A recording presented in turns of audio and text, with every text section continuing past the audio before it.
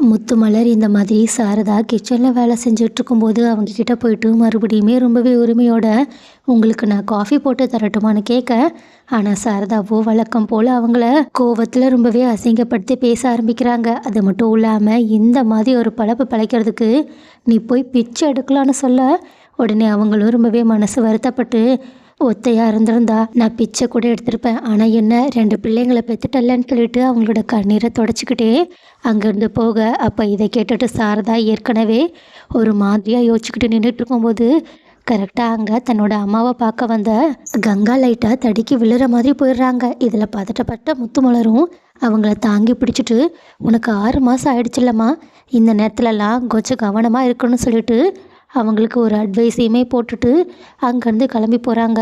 ஆனால் இந்த மாதிரி தன்னை இப்படி காப்பாற்றிட்டு தனக்கு இப்படி ஒரு அக்கறையோட அட்வைஸுமே கொடுத்துட்டு போகிறத பார்த்த கங்காவும் மனசுக்குள்ளே ரொம்பவே ஒரு மாதிரியான யோசனையோடு நின்றுக்கிட்டு இருக்க, அதே மாதிரி தான் சாரதாவும் நினைக்கிட்டு இருக்காங்க. ஸோ இவங்க இப்படி பார்க்குறத பார்க்கும்போது நமக்கே இவங்க 2 பேருமே கொஞ்சம் கொஞ்சமாக அந்த குடும்பத்தோட நிலமையை புரிஞ்சிக்கிற மாதிரி தான் தெரியுது. ஸோ கூடிய சீக்கிரம் அவங்களும் அவங்களோட நிலமையை புரிஞ்சுக்கிட்டு அவங்களுக்கு கொடுக்குற பங்கை வாங்கிக்கிட்டு அவங்க பாட்டுக்கு போனால் நல்லாயிருக்கும். அதே சமயத்தில் சாரதாவும் ரொம்பவே அப்பப்போ அவங்கள அசிங்கப்படுத்திக்கிட்டே இருக்காமல் அவங்களோட நிலைமை என்ன, அவங்களோட சுச்சுவேஷன் என்னென்னு புரிஞ்சுக்கிட்டு அவங்களுக்கு சேர வேண்டிய பணத்தை அவங்கக்கிட்ட கொடுத்தா நல்லாயிருக்கும். எல்லாத்துக்கும் மேலே என்னதான் சாரதா பாவப்பட்டு அவங்களுக்கு பணத்தை கொடுக்கணும்னு நினச்சாலும் இவங்க ஹஸ்பண்ட் இவங்களுக்கு துரோகத்தை பண்ணியிருக்காங்க. ஏன் அந்த வீட்டை கூட மீட்கிறதுக்காக இவங்க தான் ரொம்பவே கஷ்டப்பட்டிருக்காங்க.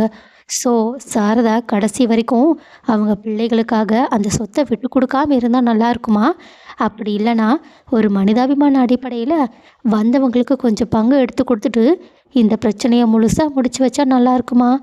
அடுத்து சாரதா எந்த மாதிரியான முடிவெடுத்தால் நல்லா இருக்கும்னு நீங்கள் நினைக்கிறீங்க?